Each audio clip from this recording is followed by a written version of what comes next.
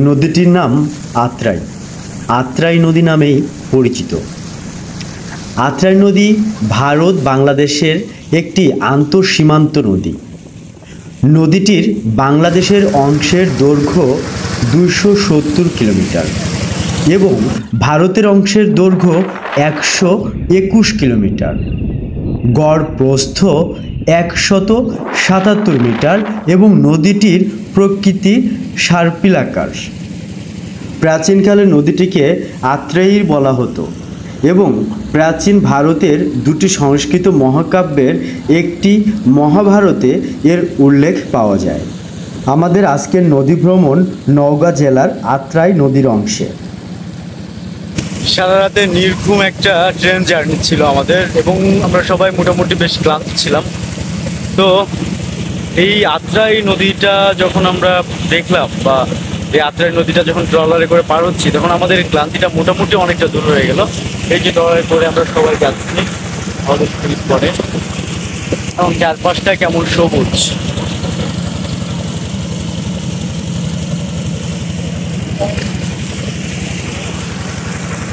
আমার মিনিটের সবাই আমরা এখন এখান থেকে যাবো হচ্ছে শুটিং স্পটে যে আমরা রেস্ট করে তারপরে আমরা শুট শুরু করবো। 3 দিনের একটা প্রজেক্টে আসছি আমরা এখানে 3 দিন থাকবো, এরপরে আবার ঢাকায় চলে যাবো।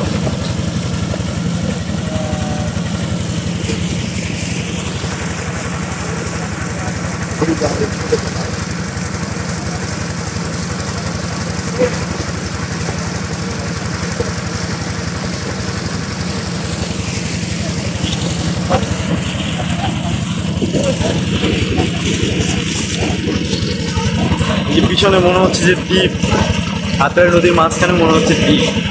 দুপাশ দিয়ে নদী চলে গেছে, দেখেন এই যে এই দিক দিয়ে নদী এই দিক দিয়ে গেছে, আবার এই পাশ দিয়ে এই যে আমার ঠিক মাথার পিছনে যে জায়গাটা, এই যে এই জায়গাটা মনে হচ্ছে দ্বীপ।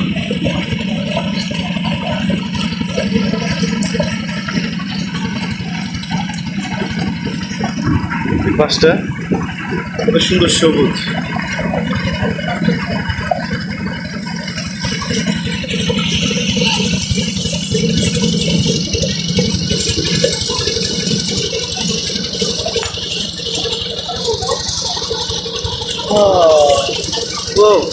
সুন্দর একটা পাখি হয়ে যাচ্ছে। আত্রাই নদীর পানির রংটা কিছুটা কালচে।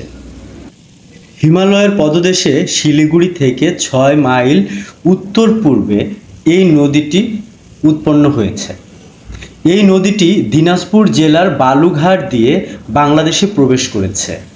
এই স্থানে নদীটি করতোয়া নামে পরিচিত। বাংলাদেশের পঞ্চগড়ের দক্ষিণ পূর্ব দিকে অগ্রসর হয়ে বনগ্রামের কোরামারা নদীর সাথে মিলিত হয়েছে। এরপর থেকে নদীটি আত্রাই নামেই পরিচিত। এখান থেকে নদীটি দিনাজপুরের মধ্য দিয়ে ভারতের মধ্য দিয়ে প্রবাহিত হয়ে বাংলাদেশের নওগাঁ জেলায় প্রবেশ করেছে। এরপর নওগাঁ জেলার পশ্চিম পার্শ্ব দিয়ে দক্ষিণ দিকে প্রবাহিত হয়ে নদীটি গণেশপুর প্রসাদপুরের কাছে বাঁক খেয়ে পূর্ব দিকে অগ্রসর হয়েছে।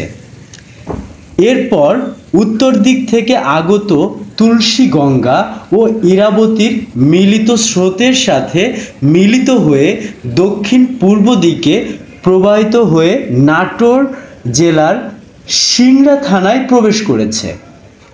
এরপর পাবনা জেলার চাটমোহর ও সিরাজগঞ্জ জেলার শাহজাদপুরের ভিতর দিয়ে নদীটি প্রবাহিত হয়েছে। পাবনা জেলার স্থানসমূহে নদীটি অনেকাংশে বড়াল নামে পরিচিত। এরপর পাবনা জেলার বেড়া থানার 6 মাইল দক্ষিণ পূর্বে যমুনা নদীতে পতিত হওয়ার পূর্বে নদীটি করতোয়া নদীর সাথে মিলিত হয়েছে। এই মিলিত স্রোতের নাম আত্রাই। এই নদীটির দৈর্ঘ্য প্রায় 240 মাইল। নদী ভ্রমণ আমাদের ঐতিহ্যের একটা অংশ বলা চলে। প্রায় প্রতিটা নদীতেই নৌকা বাইচ হয়। তবে নদী ভ্রমণে আমাদের কিছু বিশেষ বিষয় মাথায় রাখা খুব গুরুত্বপূর্ণ। সাঁতার জানা না থাকলে লাইফ জ্যাকেট পরুন। দুষ্টুমি করে হলেও কাউকে ধাক্কা দিয়ে পানিতে ফেলে দিবেন না। নৌকা ভ্রমণের সময় উচ্চ শব্দে গান বাজাবেন না, তাতে নদীর দুই কূলের মানুষের সমস্যা হয়। নদী ভ্রমণের সময় নদীটির জোয়ার ভাটা সম্পর্কে তথ্য জেনে নিন।